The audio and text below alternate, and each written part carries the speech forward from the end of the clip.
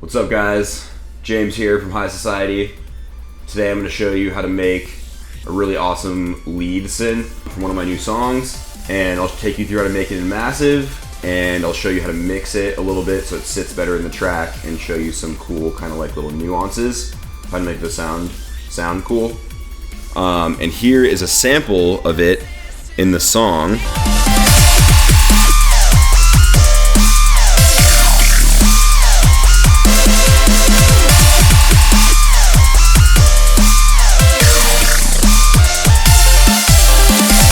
So it is this synth.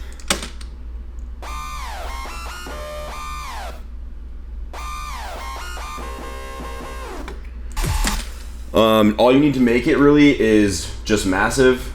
I'm using Pro Tools, but it doesn't matter what DAW you're using. And you just need like some EQ from whatever DAW. So let's go into Massive and I'll show you step by step how to make it.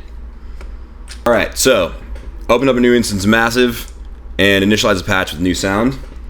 Oscillator 1 is a smooth square, and set it to formant and pitch it up 1 octave.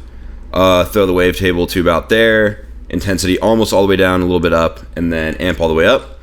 Turn on oscillator 2, leave it as is, but change it to a rough math and leave it on spectrum.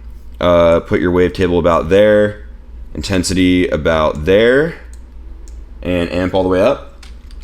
And then turn on oscillator 3, also leave it at 0, and it's a modern talking. And you're gonna put the wavetable pointing at about the T, intensity all the way up, just slightly drag it down so you're not like totally throwing it up there, and then amp all the way up. Modulation oscillator, you can leave it off, so it should sound like that. Add a little bit of white noise, just like so you can like barely hear it on there. Filters, nothing, you don't have to worry about them. On your oscillator tab, hit restart via gate and put your time up a little bit because the sound glides a little bit when you move between notes.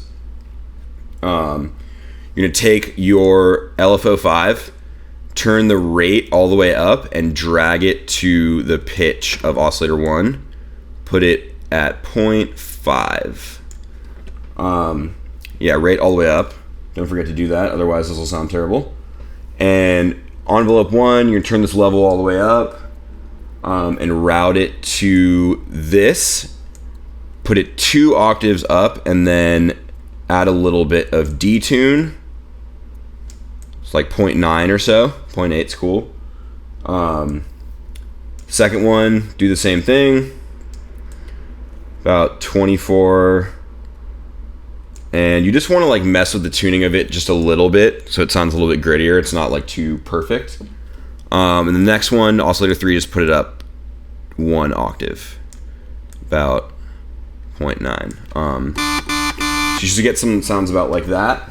You can mess with it a little bit more, add like some distortion with the parabolic shaper. So it sounds a little bit grittier. And it might not sound that cool right now, but we're gonna show you how to use pitch bending to make it glide around in cool ways, which I did in the track. All right, so now you got your sound. And one of the coolest things about the sound is like it's really dynamic. So you can use it in a lot of different ways. It can be like a cool strong lead, or maybe add like a little bit of bass to support another part. And it responds really well to pitch bending, which is how I got it to sound the way I did in the preview. So I currently have this MIDI here, but I took the pitch bending off so you can hear what it sounds like first. So it sounds kind of lame, in my opinion, like that. So I added some cool pitch bends to these to just make them kind of like dive down. So you just open up the pitch automation on whatever your DAW is. It's always going to have it. And you just draw in these little dives at the end of the notes. So I put one like on the first, and then maybe I'll do one like at the very end too, right? So you draw it in like that. You can just make them go straight down, or you could, mess around with the shape of the curve. So now it sounds like this. Way cooler. The last thing I want to show you about the sound is how to properly like EQ it without taking away what makes it cool.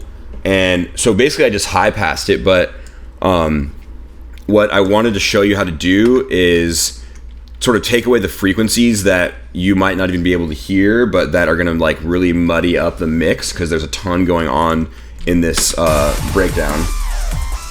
You know, there's like so many different parts. So you take your sound and just play it and sweep the frequency of the high pass filter.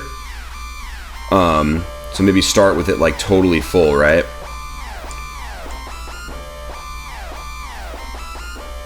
And then just when you can start to hear it like audibly changing the sound, that's where I would like roll it off at.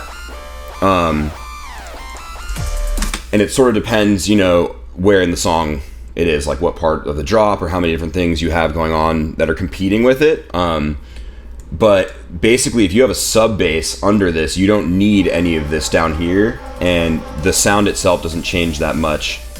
So yeah, that's pretty much it. Hope you guys like it. Post anything in the comments if you have any more questions about this, and let me know what other kind of videos you'd want to see. And yeah, send me your tracks when you use this sound in it. Can't wait to hear them. Thanks.